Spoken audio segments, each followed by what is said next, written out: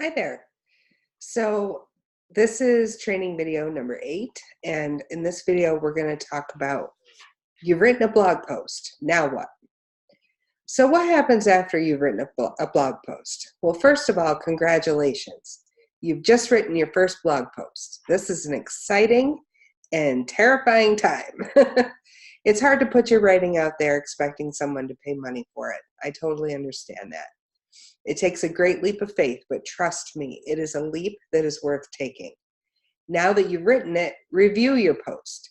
It's a good idea to read it over again out loud because it is something you've written. Your brain may not see the mistakes if you read it to yourself.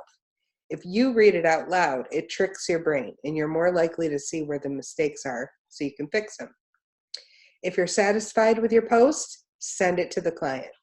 Don't spend too much time reviewing it. That is wasted time and energy. If they like it, you're golden. Most businesses will take a moment and they'll send you edit requests if they need to. And then you can make the appropriate changes at that time. But once you've sent it, move on to the next one. It's tempting to sit by your email and wait to see a response before you move on. Again, I get it, but it is wasted time. Your best bet, if you have another order to do, is to move on and get working on the new order. But what if your piece is rejected? So during the almost 7 years that I have been a professional content writer, I have had exactly 100 pieces rejected. To put that into perspective, I have written, submitted, and received approval for well over 20,000 pieces of content.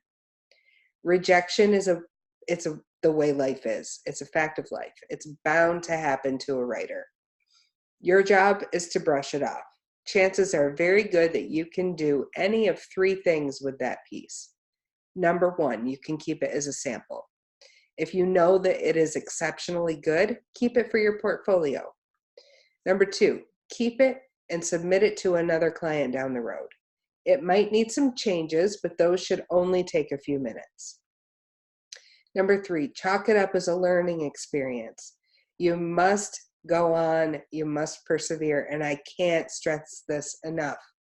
There's a lot of trial and error when it comes to writing for the internet. Sometimes rejections are warranted because the piece just wasn't what the client was looking for. Also, keep in mind that they're hiring you because they don't know how to write. They probably don't know what a good piece looks like.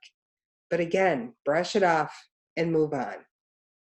Every writer has that moment of fear when they send their first piece to a client and it's too late to take it back.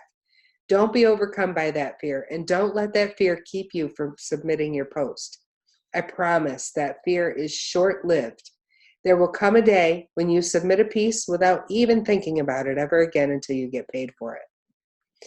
So hopefully that answers a lot of your questions about what happens after you've written your blog post. In the next video, we're going to talk about how you can become a valuable writer for your client. So I will see you there.